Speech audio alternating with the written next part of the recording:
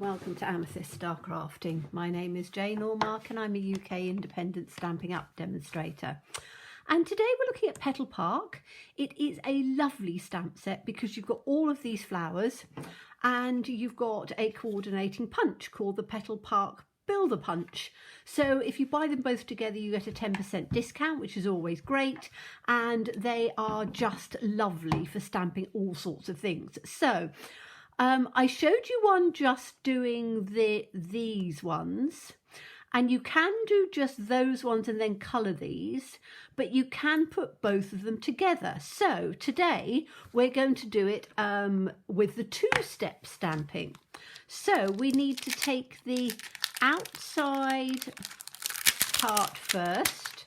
Excuse the scrunchy noise of it coming up, but let's take that off first.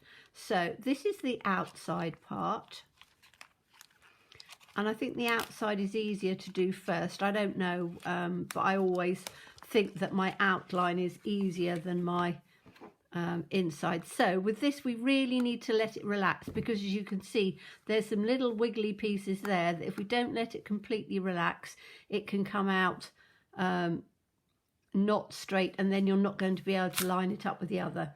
So I've got a piece of, that's going to do my flowers. I'm using Very Vanilla for a change.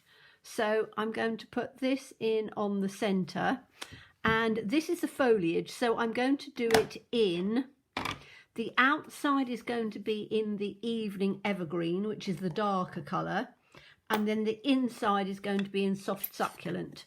So let me just give that a tap over first. I'm going to put it just sort of straight down in the centre like this, and then we'll pick it up, and that's our outside bit. It's beautiful. It really is such a lovely set. I really do like this one. I love things with leaves and flowers and whoops, all sorts of things. There's me nearly throwing it on myself. Right, now I need to take this out to do it on there because it's a big one. So if I give it a good old chamois right the way across, then it comes out nicely. And then we're going to do the inside part. So let's put this one back down where it should have come on here. I think I've turned it whoops, that's better. So that goes in on here like that, and then we'll take the other leaf part, which is going to be the inside part, and again I'm going to literally just flop it down because I want it to, you can see how this flops even more, but I'm hoping if I just go like that and then put this in on top like that.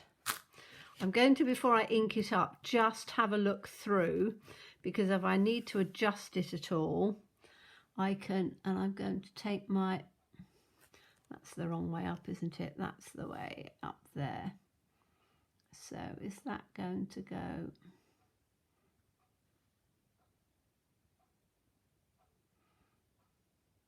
That will go in there like that.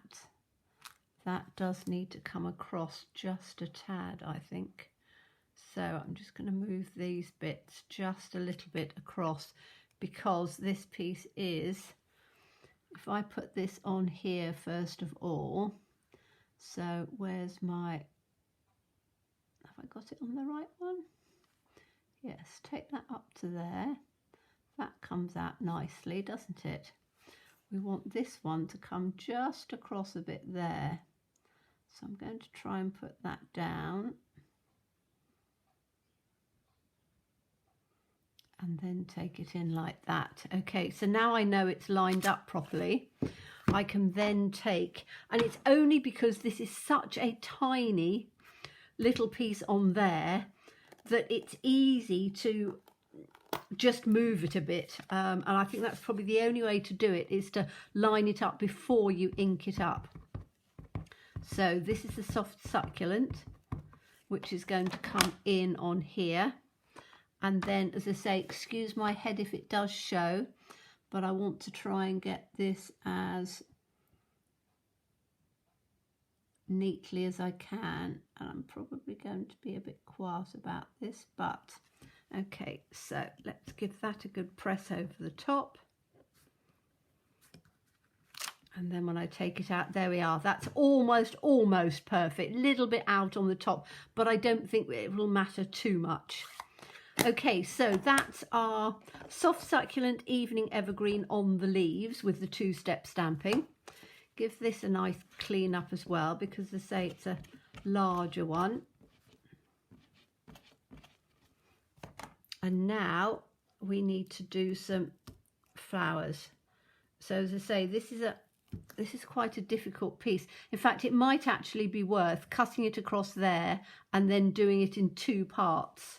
I might do that actually, because as I say, it is such a tiny part there that I think it'll probably work better doing it that way. So we've got, this is the outside one, and I'm going to do the outside ones in. Make sure I've got my punch. So the punch shows the little one at the top, so I need to have the little one at the top. Rest it down, and I'm going to take a slightly smaller block because I don't want a big huge block with that. And I'm just going to put those on like that. And then and I'm going to use Melon Mambo for the outside, Blushing Bride for the inside. So I'm going to stamp a few of them, and they're all going to be the same colour this time. So I'm going to take that out. That one in like that.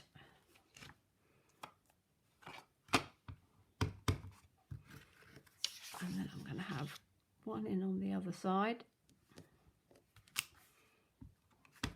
And then I'm going to have one just down in on that piece. Like that. So those are my outside ones. Let me just give this a clean up again. Now you'll always find that if you're using reds, they do stain the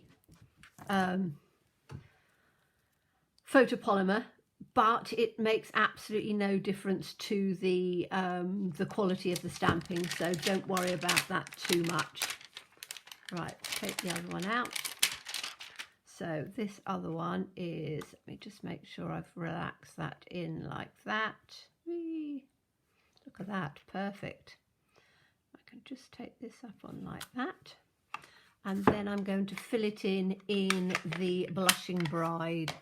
I just fancy the Blushing Bride on there. So let's just ink that up. Take that in along on here, move it around a bit. Oh, nice, look at that. Like that one. Let's put this one in like that. So easy if you're not somebody who enjoys colouring. You literally just sink it up, and there you are, straight in on the centre. I can just line that up a bit like that. Okay, now if I wanted to, which I might do once I've cut them out, just add a little bit of yellow in the centre, I can take the what have I got? Let's take the, I think that this is dark Daffodil Delight. So I can just take that and just do little centre in the centre of the flower. Because it doesn't need to be particularly light and dark. You're just literally giving a little bit of colour in on there. So and you could do it with the Stampin' Right markers, or you could do it just with a little bit of ink if you wanted to. So let's just take these out. So that's one. Now we've got little leaves as well if we wanted to. I don't think I'm going to use the leaves this time. I think I'm just going to have the flowers. Keep it nice and simple, because again it's quite good to show how you can do things quite simply.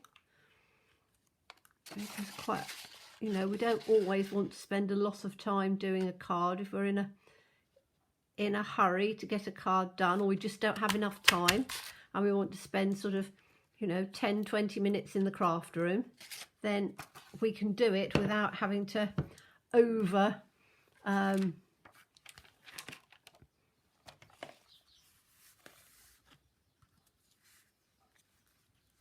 work it. So I've got these three. Now I always like to take sort of three together, and then we'll put these ones in just sort of underneath. And I will put these up with dimensionals, but I'm trying to keep this fairly short on this one so that you can just see how just moving them across. I might not put a third one in there, but I'm going to put these so they sort of come up there, and one coming out that way. Put that in like that. And then again, I don't know whether I'm going to have the other one in there. I could just put them in on top a bit, building it up, and maybe tuck this one in there like that. I quite like to have lots of flowers and things on there, so that would work perfectly on there. I would put it onto, this is a piece of melon mambo, so as I say, pop it up with dimensionals, stick it in on there, and then you can add whatever sentiment you want.